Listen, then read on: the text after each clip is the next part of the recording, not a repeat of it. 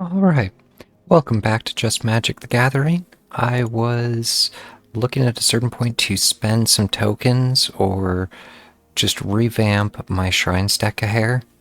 The other day I was looking at it that another Southern Air Temple, another Northern Air Temple, and another Kyoshi's Plaza would kind of help fill out the set and give me 3 of each. The more shrines I have in hand, I mean, that's the main mechanic of the deck, so the better.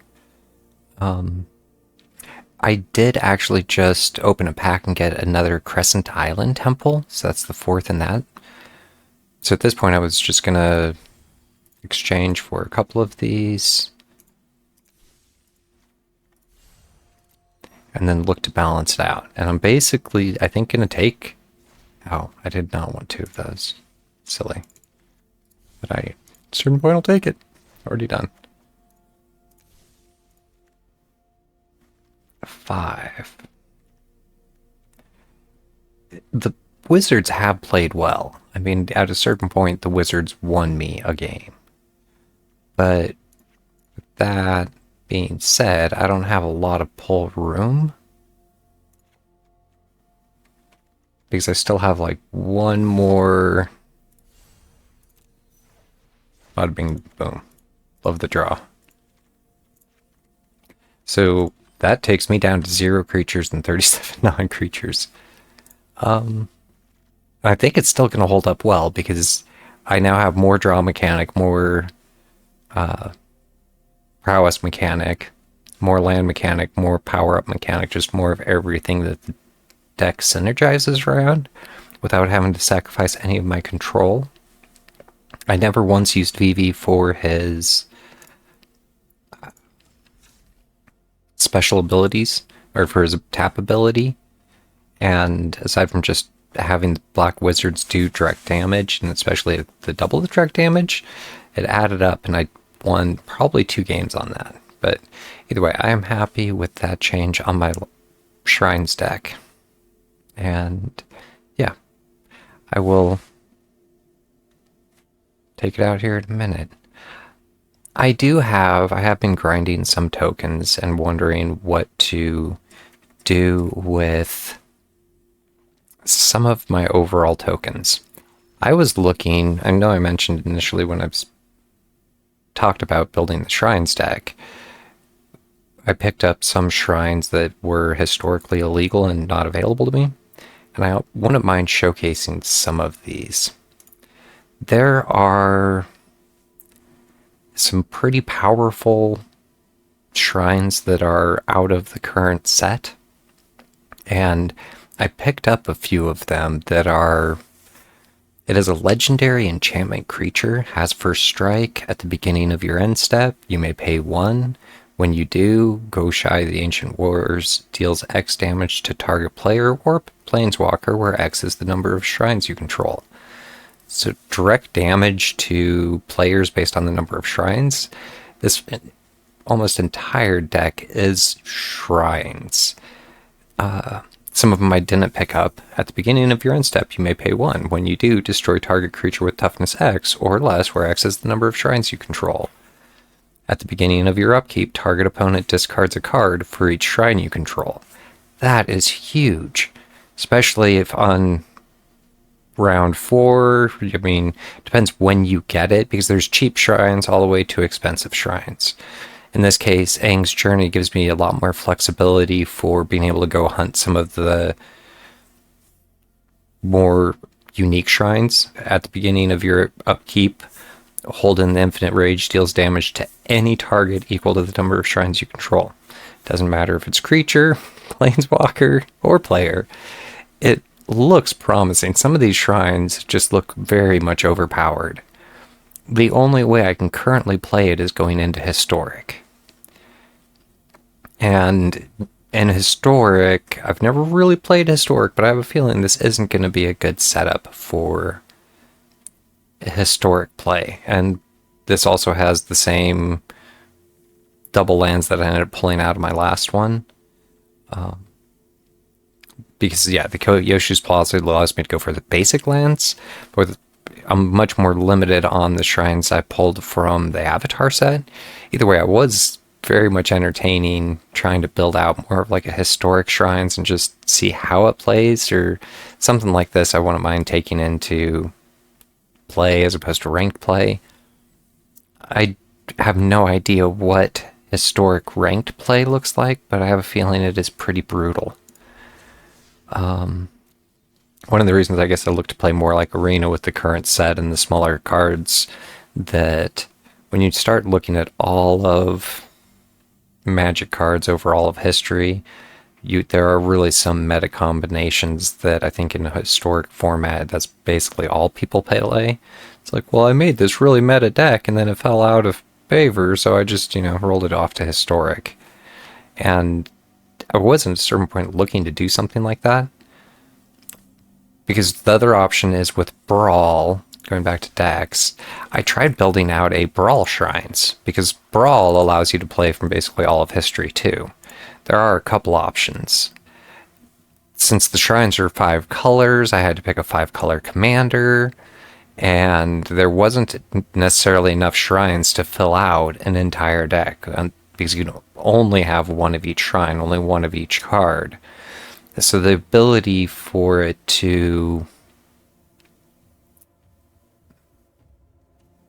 I guess, maybe be stable, I'm interested in a way to see how something like this would hold up. Either way, there are a bunch of cards I would need to pick up over time. And the way a lot of the shrines are cheap, they're uncommons.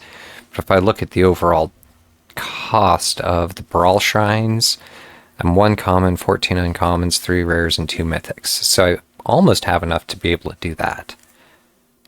Well, I'm definitely shy on the uncommons. I'm 10 uncommon shy, 9 uncommon shy. But I could pick up the majority of filling out the Brawl deck. I could... Up to this point, I have been... Most of the shrines I picked up kind of filled both roles. But this would be... Yeah, I don't know. I was looking to fill some of these out over time, I think. With kind of low expectations. Where I was very much entertaining on this was my Otters deck. My old Otters deck is not currently alchemy legal. The couple of cards fell out of favor that really in some ways were the crux pin of this deck, where I could be like draw a card and then deal 2 damage and draw an extra card. The Roaming Throne makes all of my triggers on my Otters trigger twice, and it's impressive. The other thing about the Ancient Prone Apprentice is I have caught so many people by surprise with the instant adventure on this. Until end of turn, target creature loses all abilities and becomes a 1/1. Creature basically with power and toughness. Blue frog with base power and toughness of 1/1. So it doesn't matter if you're pushing at me with a 4/3 death touch, I can turn it into a 1/1 creature, and then my Otters that come out, my 1/1 prowess Otters, as a defender, if I do it as an instant, my Otter will turn into a 2/2 and just eat the little fishy. It's really effective. Plus it has the other part where it can be a creature. Rolling this up further into alchemy, or basically knocking out some of the core pieces that really worked well for the deck and bringing it into current alchemy, hasn't worked well for me. So the other day, I was looking at what I can do to make this currently standard legal. So my Otter's old. I want to clone.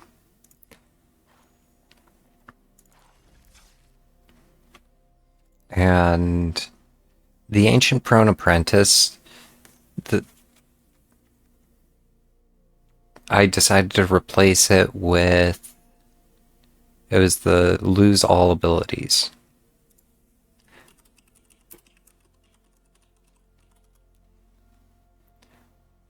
There's a couple things that allow me to lose all abilities. Enchant creature becomes 0/2. and it can't be turned face up. In some ways, I like Unable to Scream.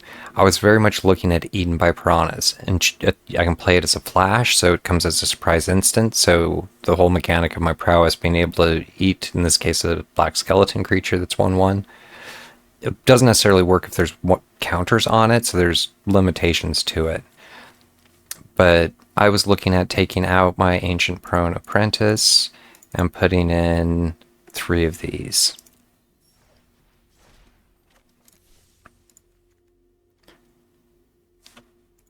I was also looking at downgrading it to standard, or downgrading is relative.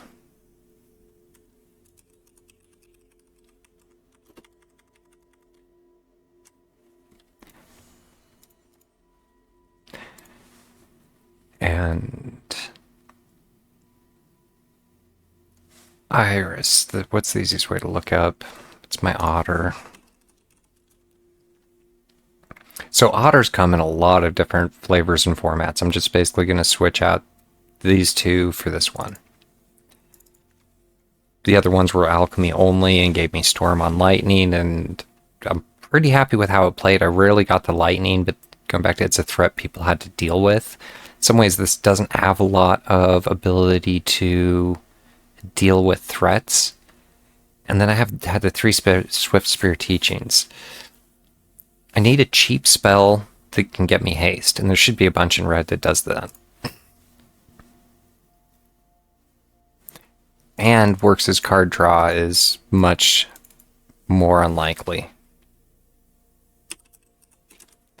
I'm not looking for haste creatures. I want... And yeah, going back to it, gives prowess or haste. Swift Spear Teachings is going to be a little hard to replace.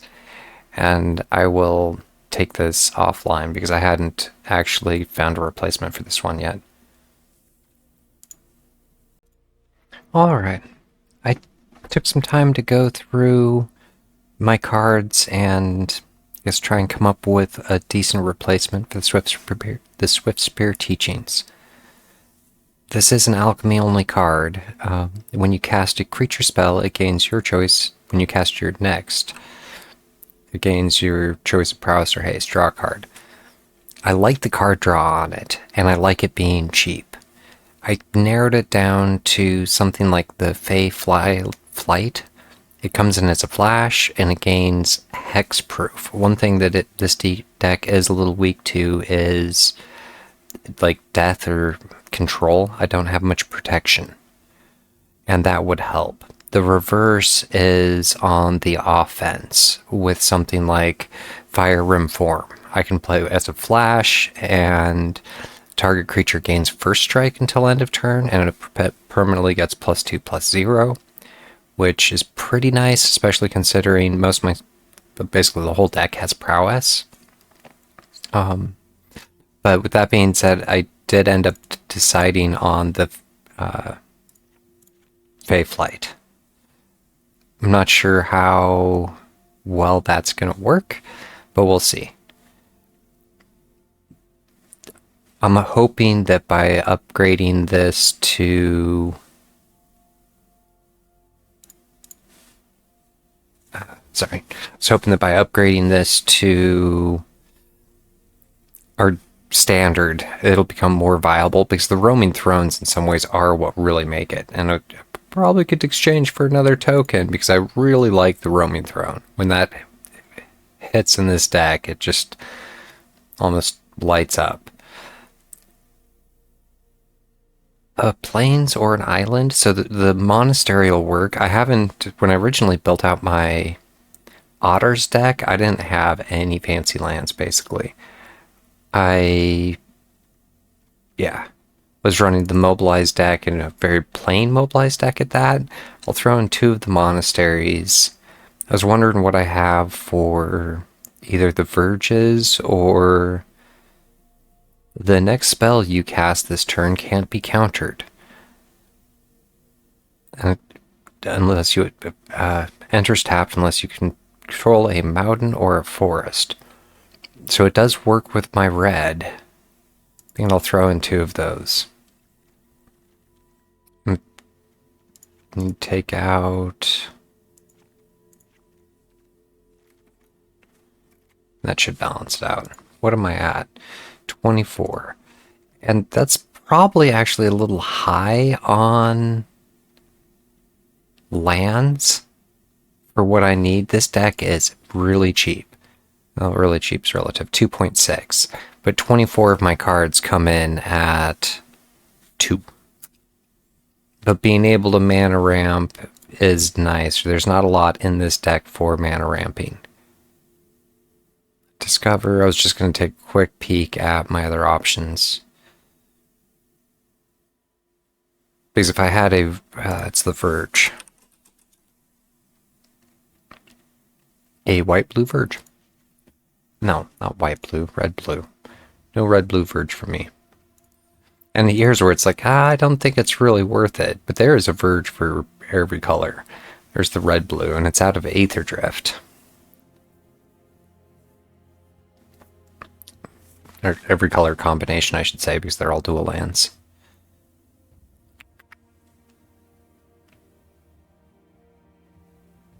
But yeah, I will save my tokens as opposed to going for the rare land. I almost would feel obligated to pick up 2 of them so I could drop them out in an island, and I don't think it's worth it. The Verges are nice, and I'm not really opening the Aether Drift set either, so. But save changes, save and exit. And yeah, with that, I am going to call it good for the tweaking those 2 decks. At this point, I reworked my shrines to be even stronger and rebuilt my old Otters deck to see how it holds up in Standard. I'm actually more hopeful for how it's looking now than my existing Otters deck. Going back to when I rolled this up into Alchemy, there are some Alchemy only cards that I almost leaned into. Because the Enduring Friendship, I have 2 of those. It's pretty much the same deck, but it just doesn't perform nearly as well without the direct damage that I had to take out, the duplicator I had to take out, and yeah, I'm more hopeful for how it's going to hold up in Standard. But in the end, once this rolls out of Standard, it's not going to play well, I think, historically, or it's not... I don't even think it's going to hold up well in Standard, but it's a fun deck to play, and I'm looking forward to showcasing it. So, with that, I look forward to showcasing that here in the future.